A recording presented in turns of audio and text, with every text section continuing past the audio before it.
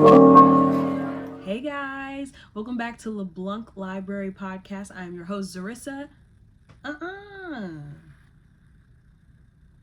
I'm your host, Zarissa. My phone is dying, and clearly I don't care because I'm not trying to go get the charger. But today we are back with another video. But first, we have a word from our sponsors. Ana Luisa Jewelry is sponsoring us again. Listen. Thank you so much to Ana Luisa. I am going to go ahead and show you the pieces that we are looking at this time. It is their end of year sale. This is the best time to get anything for a loved one, your girlfriend, your wife, your husband, your mother, your sister. It's time, okay? So the first necklace that I have on right here, which is probably the one I'm going to put back on, I'm going to put the name, but it's very pretty, and it actually matches the bracelet that I have on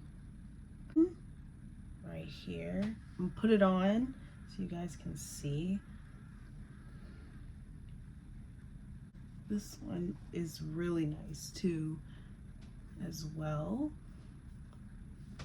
And then the last necklace, which I really like that necklace too. Honestly, I like all the necklaces that I got. This gold one, other one on, but this is really, really pretty. I think this would look really nice on a turtleneck, so that way you could see it, because I have on this one and it's kind of making you lose it.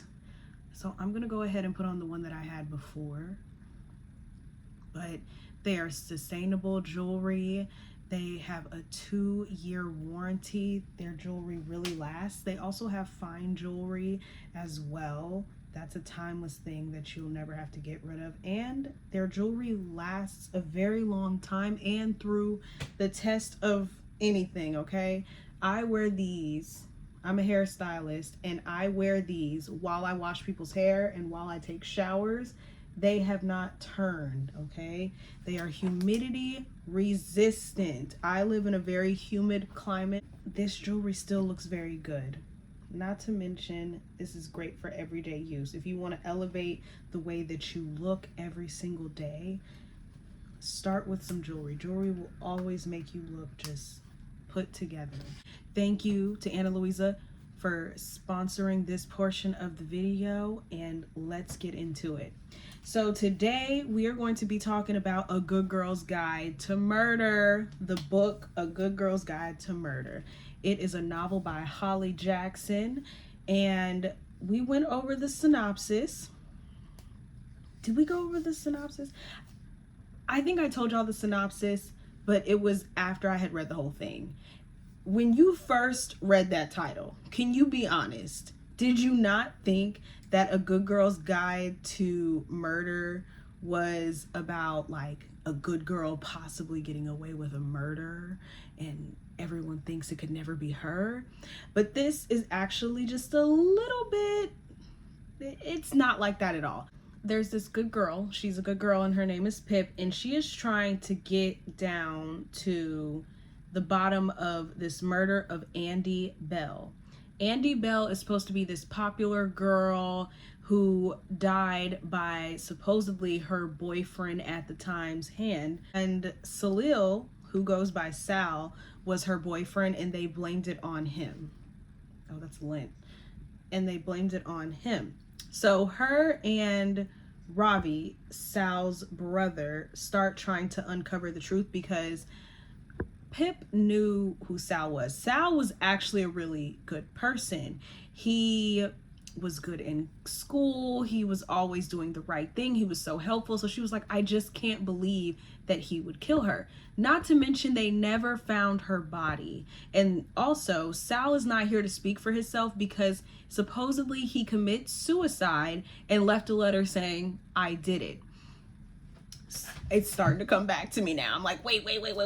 So as they're uncovering it, she's getting threats, all that, and she's starting to see how people treat people that they think is accused of it. You know, They treated the Salil's family horribly because they were like, you raised a murderer. And they were like, what are you saying? And he's like, I don't feel like my brother would do something like that. So they're uncovering what's going on, and they're starting to find out things about Andy. So Andy is painted as this great person, and she really wasn't. Andy was dealing drugs. Andy was always partying and acting crazy and acting drunk. She wasn't really like the nicest person, but everyone acted like, well, since she's dead, she's always been amazing. And that was never the case. People started coming forward about how Andy was. And then Sal's friends lied on him. Like, hey, he has no alibi. He was not with us. So Sal was not lying about where he was. He genuinely was with his friends, but they had their alibi taken away from them because they had did something that someone blackmailed them on. And this is all just gonna tie together. Who else do I want to talk about? Naomi Ward was Sal's close friend who also had a crush on him. Becca Bell is Andy Bell's sister, and oh my gosh, who is that man's name? His other friends, and one of them sucks. One of his former friends was like, I think he was date raping people. I can't remember his name for the life of me. When I figure it out, y'all, it's going on the screen.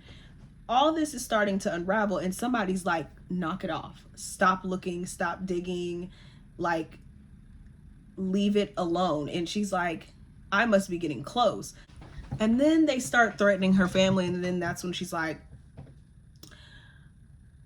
I think I might have to stop. And then they took her dog. And then after they took her dog, the dog died. I'm still mad about the dog dying. I was like, you just don't go after someone's dog. You're a bad person if you go for the dog. And then didn't return the dog. So she stopped looking for things after a while because she was just like, I can't put my family's life in jeopardy. Like, no, this can't happen. And she leaves Robbie hanging for a second.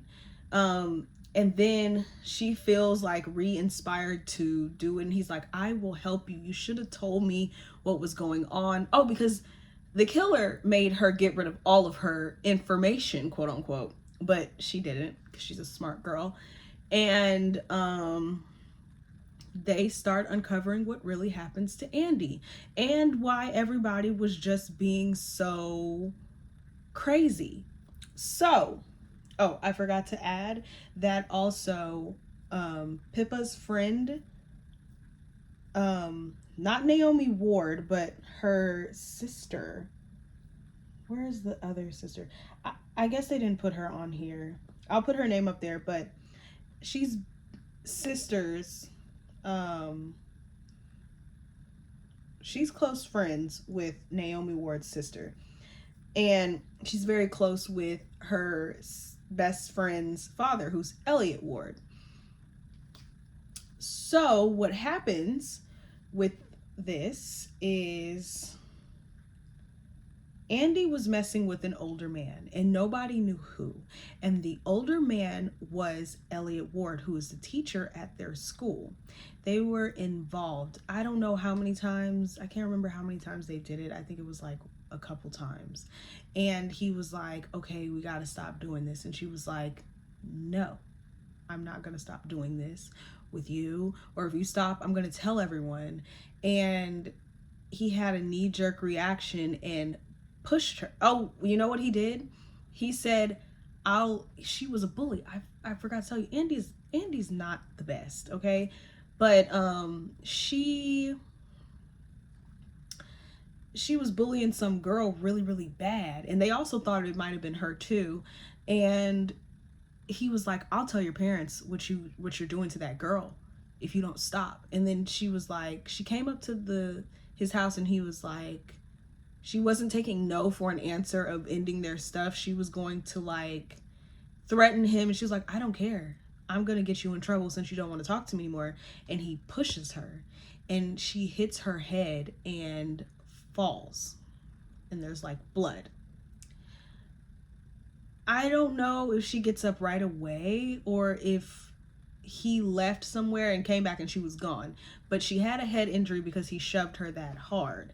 And so she went home and started talking to her sister. Her sister was date raped by one of Sal's friends. And Sal's friend assaulted her.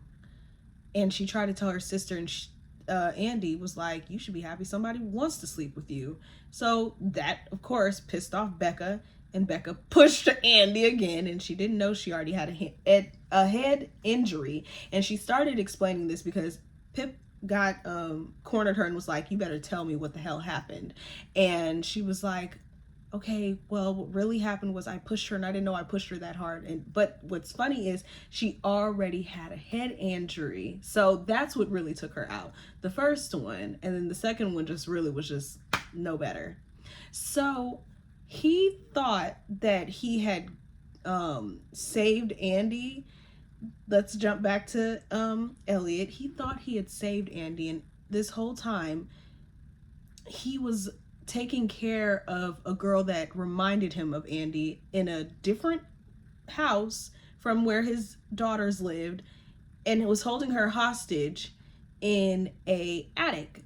And this girl had mental issues already, and she just called herself, she answered to Amy because she was worried about like if he was gonna hurt her or not, because he just kidnapped this random person off the side of the road, and he was like, she's upstairs. And then she, like, when Pip saw her, she was like, that ain't Andy. That's not funny, but it's like, imagine when you think you found someone who you thought died, and it's like there's a chance that they're alive, and then you go and you like, who is this? That wasn't Andy, y'all. He just took he had some weird reaction. I mean, he was just a weirdo in general, and it just continued to get weird. So he just kidnapped a random blonde girl and was like, your name is Andy now. And she was like, okay. And he would feed her. He didn't have sex with her. He just kind of took care of her like a little girl. He had the whole room dressed up like a kid and had her in teenage clothes. It was weird. Strange behavior. And so Becca finally was like, yeah. And then she was like, well, why did you kill my dog? She was like, I mean, I let the dog go. Maybe the dog got lost. And I'm like, you took the dog and you didn't think to make sure the dog made it all the way back to its house? Trifling. That dog dying took me out. I was so upset that she took that dog. And then just to find out that it was just some careless stuff that she did where she was like, oh, I tried to give it back to you. It must have got lost and fell in the water. I don't care, Becca. I just don't. I'm not happy. So then Becca had hid the body in something, and they did, I don't even know if I think they found some remains, like her bones, but everything was like gone. I think she put her sister in like a septic tank thing, and that's where Andy's body was found. So Andy was dead, you know. I don't know if she was fully dead when she got pushed by her sister, or if her sister was like, just in case. So yeah, that's what happened. And they ended up clearing Sal's name. Okay, so Sal's friends, let me tell you about Sal's friends. Clearly they're terrible. The reason why they took away Sal's alibi, because Sal was with them, and they did find proof that Sal was with them, because Sal took the picture of them and you could see in the glare Sal. Someone finally zoomed in and looked, and they were like, why'd you lie? And the reason they lied is because that night they were all in a car and they were really, really drunk, and they hit somebody and they kept going. And that person didn't die, but they became completely like in coma and like a paraplegic. Like basically they were alive, but a lot of things were ruined because of them. And somebody blackmailed them, and it was Elliot Ward. He was like, I'll snitch on you if you don't take his alibi. And Elliot actually did kill Sal. Yeah, Elliot killed Sal, and how he killed Sal was Sal found out that his girlfriend was missing. He did want to break up with her, but you know, finding out that she's missing, of course you're going to feel some type of way. And because he just didn't like the things she did. He didn't like that she found out that she was dealing drugs. He didn't even know at the time, even like he didn't know that he was like, she was also sleeping with an older man, because they hadn't started intercourse themselves. They were like barely dating. He just was tired of her shenanigans. But the guy needed an alibi, and he was scared that he was going to get caught. So he was covering all of his loose ends. And the last loose end he felt was Sal. And the crazy thing is, he wrote Sal a letter of recommendation so Sal could go to Yale. Okay? And how he killed Sal was, so he force fed Sal sleeping pills and then suffocated him.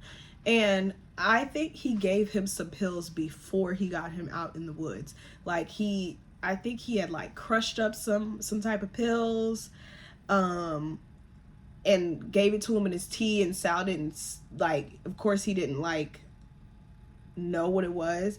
I don't know if it was like the date rape drug or what. Like, I feel like I know he did something to him before to make it easier. And then he was like, let's go take a walk and clear our heads. And by then he was already getting woozy and sleepy. So while he was already kind of like not coherent, he fed him more sleeping pills. And then he like tied him up and with like a paper bag and suffocated him. And he was like, but at least I was there for his last breath and I made sure to stay with him. I'm like, oh, how freaking admirable are you? You just literally framed a murder on a 17-year-old boy who looked up to you as a mentor. You gave him a letter of recommendation. He was about to go start his life, but you killed him. But you feel like someone should have sympathy for you because you stayed there until he died. You also stayed there to make sure he didn't get back up and be like, y'all, he tried to kill me. And there is a reason. So it was a whirlwind. The book was a whirlwind.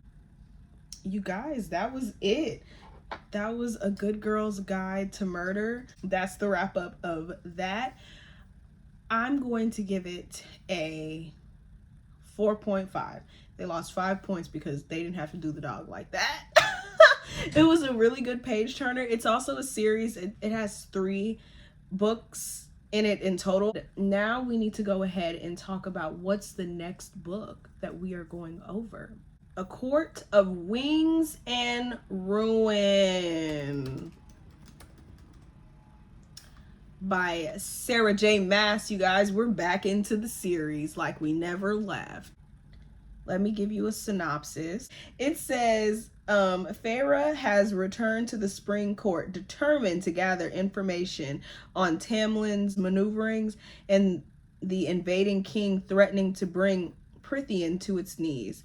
But to do so, she must play a deadly game of deceit, and one slip may spell doom not only for Feyre, but for her world as well. As war bears down upon them all, Feyre must decide who to trust amongst the dazzling lethal High Lords and hunt for allies in unexpected places. In this thrilling third book in the #1 New York Times USA Today best-selling series from Sarah J. Maas, the earth will be painted as red as mighty armies grapple for power over the one thing that could destroy them all. So that is the next book. I'm gonna hope to have it up by the end of this year. If not, it'll be up by the beginning of January. But that is our next book. I hope you guys are excited about getting back into the A Court series with me and that we're back on task. And just comment, like, subscribe. Let me know if you guys are liking the books that I'm picking. I want to finish this series up, and once I finish this series, we're supposed to be jumping over to like her spinoff if I can get into it. If I can get into the spinoff, we will get into the spinoff. And then after that, I am totally open to recommendations. And thank you so much for Anna Louisa yet again for sponsoring LeBlanc Library Podcast.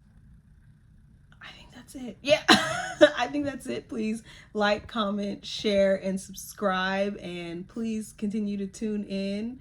And happy holidays if I don't see y'all until next year. Bye, guys.